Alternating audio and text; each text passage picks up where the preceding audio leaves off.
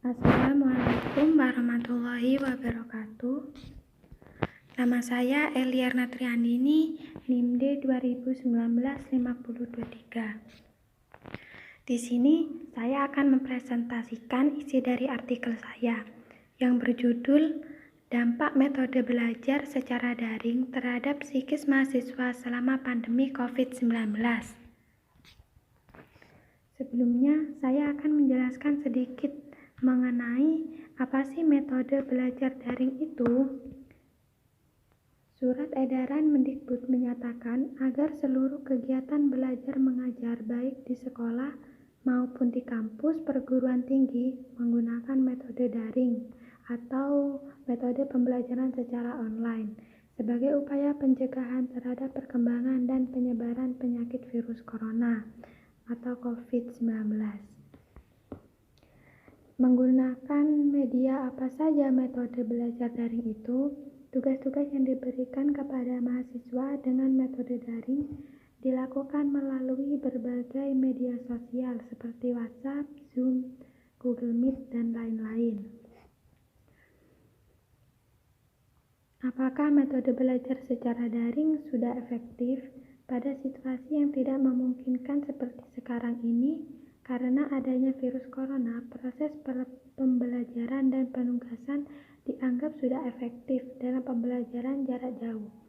Sebenarnya malah tidak efektif, karena materi yang dijelaskan secara tatap muka tidak berjalan dengan baik dalam pembelajaran tatap muka. Adanya penyampaian atau penjelasan materi oleh pendidik terlebih dahulu, kemudian dilanjutkan ke tahap pemahaman dan pengembangan materi. Tahapan-tahapan tersebut dinilai kurang efektif dan tidak berjalan dengan baik dalam keadaan darurat seperti sekarang ini. Kendala dalam kegiatan belajar dengan menggunakan metode daring seperti mahasiswa yang kebingungan dalam memahami materi, tugas yang menumpuk, menyebabkan terjadinya kecemasan terhadap diri mahasiswa, terlebih lagi di masa pandemi COVID-19.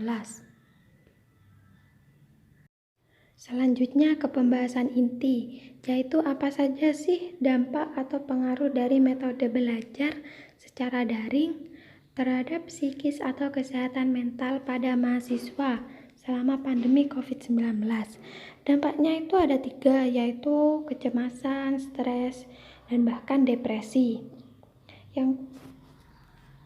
Yang pertama yaitu kecemasan. Kecemasan atau rasa cemas sebenarnya adalah rasa takut yang tidak nyata, yaitu di mana adanya suatu perasaan terancam yang sebenarnya tidak mengancam.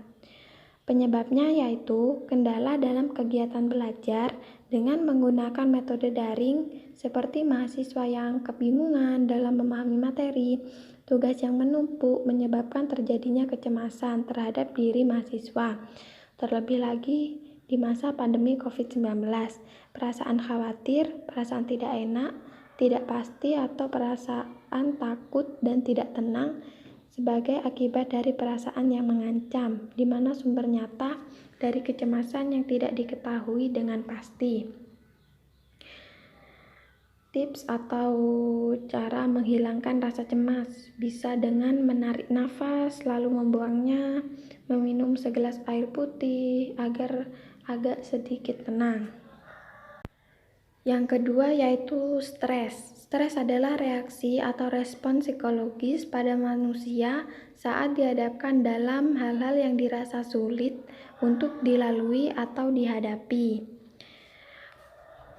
Faktor atau penyebab mempengaruhi terjadinya stres yaitu tugas-tugas pembelajaran adalah faktor utama pengaruh terjadinya stres yang dialami mahasiswa selama pandemi COVID-19. Tertekan dan faktor lingkungan juga dapat menyebabkan terjadinya stres.